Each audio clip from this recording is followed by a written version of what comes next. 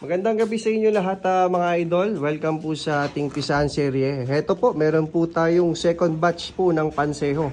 Ito po loads ay pang 3,000 heads po na babae. So itong nakikita po ninyo ay ang tinatawag po na tuong. Ito po ay hindi na po ginagamitan ng kuryente, magiging balot na po ang mga itlog. Ang ginagawa po ng maestro namin mga idol ay nililipat po yung mga balot dito po sa kabila. Ang edad po ng mga balot po na ito, nitong panseho namin ay 10 days old po. So yung pambalanse natin ng init, yung ilalagay natin sa ibabaw ay 15 days or 16 days po yan. So mainit sa ilalim, tapos lagyan lang natin ng malakas na balot sa ibabaw, yung magpapantay na yung init niyan. Kasi yung sa ibabaw niyan mga lods, malamig pa yan. Tapat lang natin ng bawat butas po yan mga lods. So tapos ginagamitan lang din namin lods ng dyaryo. Ayan po, dyaryo. Then ayan na, lalagyan lang namin ho ng kumot. So ayan na po, ganyan na po yung ano po niyan, sistema niyan. Kung paano siya magiging balot. Hindi na ho kailangan gamitan pa ng kuryente. Ayan po. Ito po loads ay nasa 11 po butas. Yan, yan na natin. Loads ang pinakamagandang sistema sa pagdating po sa pisahan. Kung gusto po ninyo ng mataas na hatching rate. Gaya po nung pisahan namin nung nakaraan. 90% po yung hatching rate po namin. Yan po. Net lang po loads yung mga nahukbo o yung mga hindi po lumabas na sisiw.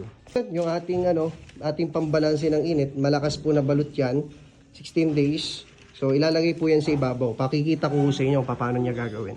Kada net mga loads ang nilalagay namin ay 90 pieces. Yan po, o 3 tray lang. Ayan na po mga loads, bubuhatin na natin yung malakas po na balot. 10 days po yan, yan nandiyan sa, ano na yan, tong na to, ipapatong natin yung 15 or 16 days po. Ayan, ipapatong natin para mga loads, ito mga nasa ibabaw ay pumantay ang init. Ayan po, tatakpan ng dyaryo, tapos lalagyan lang po ng kumot mga loads. Yun, napakaganda loads ng magiging kalalabasan po ng balot yan kapag kaganyan ho yung sistema. Ayan po, siksik lang natin ng konti para hindi sumingaw. Tapos takpan natin. Ayan po. Balanse natin mga lods, yung mainit ay yung malakas natin na balon. Ito po kasi mahina pa ito. Mahina pa mag-init to.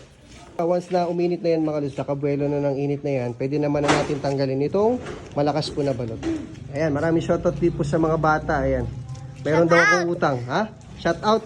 Shoutout! Maano ulam? Bukas pa yan mga lods ng, ng tanghali pa yan na hahaluin yan.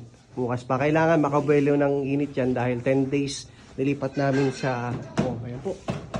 Ayan, marami-rami po yan. Panseho natin yan.